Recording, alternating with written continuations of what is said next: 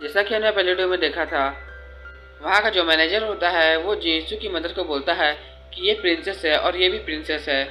चिंगलिू princess है। ये सुनते ही वो अपने मन में बोलती है, चिंगलिू प्रिंसेस कैसे हो सकती है। और तो और मैंने चिंगलिू की इतनी बेइज्जती की, इसका मतलब मैंने रॉयल फैमिली की बेइज्जती की। ये सोचते हुए वो नीचे बैठी हुई होती है।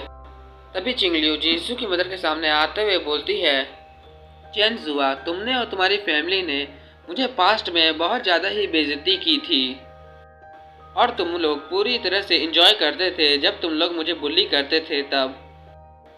ये सुनते ही जिनसू की मदर कुछ भी बोल नहीं पा रही होती है और बस घबराते हुए चिंगलिू को ही देख रही होती है।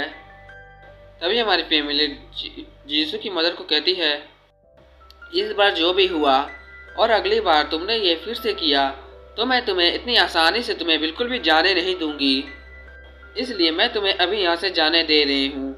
ये सुनते ही जिनसू की मदर उसे बोलती है, मैं समझ गई, मुझे कुछ काम याद आ गया है इसीलिए मैं वापस जा रही हूँ। ये बोलने के बाद वो पीछे घूम के घबराते हुए जाने लगती है और फिर वो वहाँ से चली जाती है। और उसे जाता देख वहाँ के स्टाफ के मेंबर्स फिर बात करने लगते हैं। पहली वाली लड़की बोलती है, मुझे पहले बिल्कुल भी नहीं पता था कि ये प्रिंसेस और ये उसकी बेटी है। तभी दूसरी लड़की बोलती है, oh my God, royal family के मेंबर्स, इसमें ज़रा से भी शक नहीं है कि रॉयल फैमिली के लोग सबसे अलग दिखाई देते हैं। तभी पहली वाली लड़की बोलती है, मुझे बिल्कुल भी भरोसा नहीं हो रहा कि मिस्ट्रेस लू ने प्रिंसेस को ऑफेंड कर दिया, मतलब उसकी बेइज्जती कर दी। तभी हमारी फीमेल लीड की मदर चिंगलिू को बोलती है, मिस्ट्रेस लू अभी तुम्हारी बेइज्जती करने के बाद यहाँ से भाग चुकी है। चिंगलिू रुक जाओ, मैं फैंगजिन को बोल के लू कॉर्पोरेशन के बारे में पता करूँगी और फिर उसने जो भी बोला है उसके बारे में उसे रिग्रेट करवा दूँगी।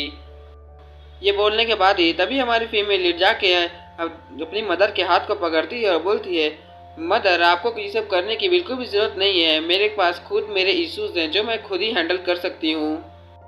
तभी हमारी फीमेल लीड स्माइल करते हुए अपनी मदर को बोलती है, और तो और मेरे पास गोनियाक्सू भी है जो हर बार मेरी मदद करता है, इसलिए आपको गुस्सा करने की कोई भी ज़रूरत नहीं है।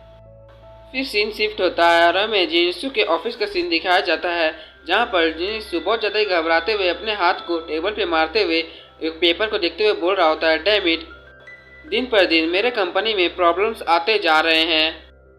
तभी जिनसू वहाँ पर खड़े खड़े घबराते हुए अपने मन में सोचता है, ये सब क्या इसलिए है क्योंकि ये सब गोनियाक्सू कर रहा है। हाँ ये सच है, शायद ये सब गोनियाक्सू ही करवा रहा है। ये सब सोच ही रहा होता है। तभी जिनसू की मदर वहाँ पर जल्दी से रूम के अंदर आती है।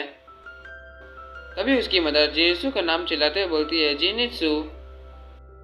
जैसे जिनसू अपनी मॉम की आवाज़ सुनता है वो बोलता है, मॉम आप यहाँ पर क्या कर रहे हो? ये मेरा ऑफिस है और मैं यहाँ पर बहुत ज़्यादा ही सीरियस काम कर रहा हूँ, तो प्लीज़ आप घर चले जाइए, मैं घर आऊँगा तब हम लोग बात करेंगे। तभी जिनसू की मदर उसे चिल्लाते हुए बोलती है, जिनसू मैं जो बात करने जा रही हूँ ये बहुत ज़्यादा ही सीरियस है, तुम्हारे काम से भी ज़्यादा सीरियस। ये सुनते ही जिनसू अपनी मदर की तरफ देखने लगता है।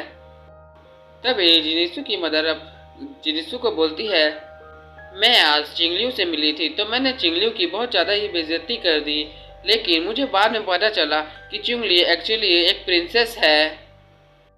ये सुनते ही जिनसू भी पूरी तरह से शॉक हो जाता है और फिर वो अपनी मदर को कहता है, आप ये क्या कर रहे हैं, चिंगलिू एक प्रिंसेस है, ये बात तो एकदम इम्पॉसिबल है, वो प्रिंसेस कैसे हो सकती है।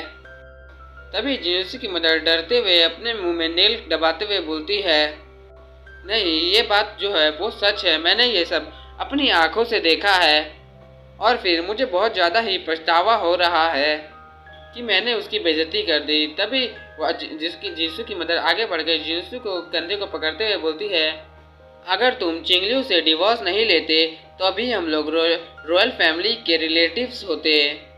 इस बात का हमें बहुत ज़्यादा ही पछतावा है। रॉयल फैमिली का ये सब बात सुनने के बाद जिनसू अपने मन में सोचता है, डैम इट, अगर मैं और चिंगलिू अभी साथ में रहते तो मेरी कंपनी बहुत ज़्यादा ही फेमस हो जाती, गोनियाक्सू से भी ज़्यादा, और मुझे गोनियाक्सू से डरने की ज़रूरत नहीं पड़ती।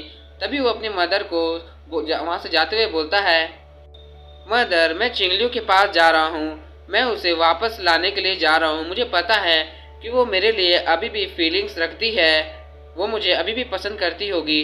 ये बोलने के बाद वो वहाँ से चला जाता है। फिर सीन शिफ्ट होता है। फिर हमें बाहर में एक जगह का सीन दिखाया जाता है जहाँ पर हमारी फैमिली चल के जा रही होती है और मन में मन सोच रही होती है, मैंने बिल्कुल भी ये एक्सपेक्ट नहीं किया था कि चिंगजुआ मेरी मदर को बहुत ज़्यादा ही गुस्सा कर देगी। लकीली मैंने ये सब कुछ मैनेज कर दिया और मैंने अपनी मम्मी को शांत करा दिया। तभी चिंगलियो फिर से अपने मन में सोचती है, ये मेरे लिए अच्छा रहेगा कि मैं अपनी प्रिंसेस वाली आइडेंटिटी को सबसे सीक्रेट रखूं। मैं ये बिल्कुल भी नहीं चाहती हूँ कि मेरे काम से रिलेटिव कुछ भी ऐसा खराब हो प्रिंसेस के द्वारा। ये सोचते हुए आगे जा ही रही होती है। तभी उसके सामने जीसू आके खड़ा हो जाता है। जीसू को खड़ा देख के साथ ही वो शॉक हो जाती है। तभी जीसू आगे बढ़ते के साथ चिंगलियो को फूलों का गुलदस्ता देते हुए बोलता है, ये लो चिंगलियो। और जीसू को वहाँ देख के चिंगलियो अपने मन में सोचती है, लू जीसू यहाँ पर क्या कर रहा है। तभी हमारी फीमेल उससे ये पूछते हुए बोलती है, आखिर तुम यहाँ पर क्या कर रहे हो जीसू।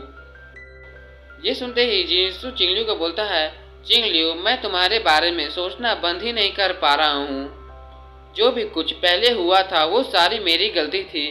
उस समय मैं तुम्हें प्रोटेक्ट नहीं कर पाया, प्लीज़ मुझे माफ़ कर दो। ये सुनते ही हमारी फैमिली पीछे हटते हुए बोलती है, तुम बहुत ज़्यादा स्टिकी हो लू जीसू।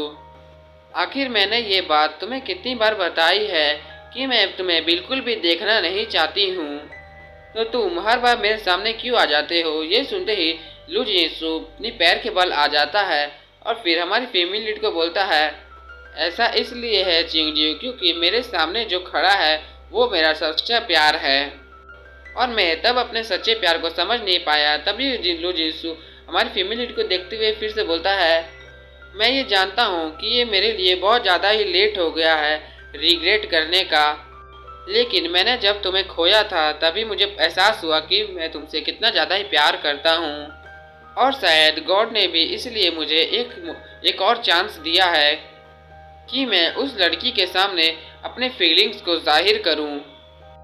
इतना बोलने के बाद ही लू जीसू उस फ्लावर के बकेट को चिंगलियो के आगे करते हुए बोलता है, आई लव यू चिंगलियो। और ये सब बोलते हुए देख हमारी फैमिली भी उसे देख रही होती है।